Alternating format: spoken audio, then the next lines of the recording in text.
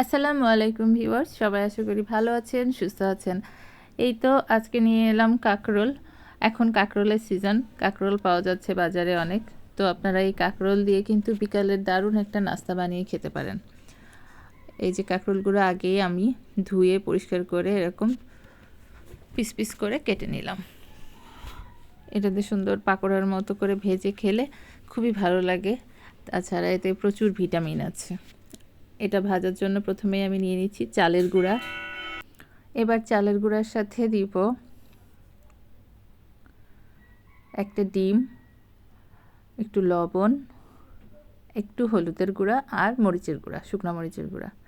এগুলো দিয়ে সামান্য পানি দিয়ে এটাকে ভালো মতো মেখে মিক্সড করে নিতে হবে। যে হলুদের গুঁড়া, মরিচের গুঁড়া আর আছে একটা ডিম। এটা খুব ভালো করে মিক্সড করে নিলে সুন্দর মতো হয়ে যাবে ডোটা। তারপরে ডোটার ভিতরে কাঁকরোলের ছোট পিস পিস করে রাখা এইগুলো তেলে ডুবিয়ে ভেজে ফেললে বিকালের নাস্তা হিসেবে দারুণ একটা খাবার হয়। আর এত মজা হয় কি বলবো। কাঁকরোল তো খুব নরম খাবার, খুব বেশি সময়ও লাগে না ভাজতে, বাইরেটা মুচমুচে হয়, ভিতরটা নরম, খেতে দারুণ লাগে।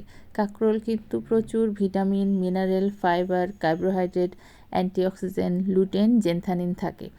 এগুলো কিন্তু আমাদের স্বাস্থ্যের জন্য খুবই প্রয়োজনীয়। তো কাঁকরোলের সময় থাকতে থাকতে আমাদের এই কাঁকরোল খাওয়া উচিত। এটা আমাদের রক্ত শূন্যতাও প্রতিরোধ করে, আয়রনও থাকে, ফলিক অ্যাসিডও থাকে, ভিটামিন সিও থাকে।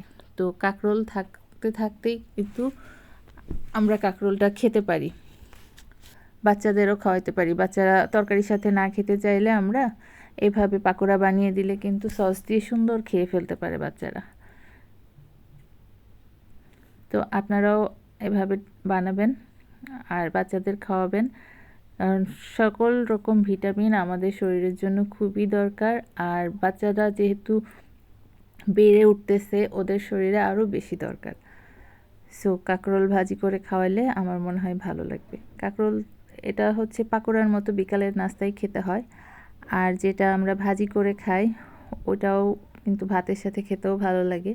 সাথে চিংড়ি মাছ দিয়ে কুচি করে কাঁকরোল কেটে ভাজি করে খেলেও কিন্তু খুব উপকারী।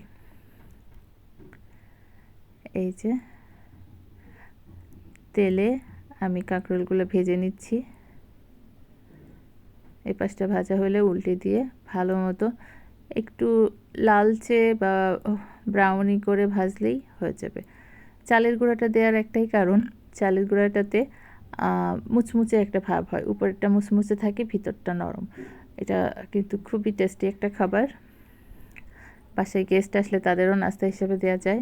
যেমন আমার বাসায় টিচার যখন আসে আমি তাকেও নাস্তা হিসেবে কাঁকরোল থাকলে আর কি কাঁকরোলটা এইভাবে ভেজে দিই, সবাই সস দিয়ে মজা করে খেয়ে নেয়। আর খুব বেশি সময়ও লাগে না, খুব বেশি উপকরণও লাগে না। তো ঝটপট এই খাবারটা তৈরি করে বিকালের নাস্তায় আপনারা খেতে পারেন।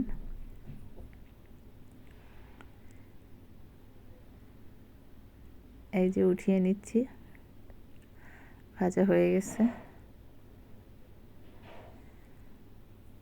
এভাবে আমি আমার সবগুলা, আমি কিন্তু এখানে মাত্র 3টা কাঁকরোল নিয়েছি, তাতেই অনেকগুলা হয়েছে এবং আমাদের বাসায় 5 জন মানুষ, সবারই খাওয়া হয়ে গেছে।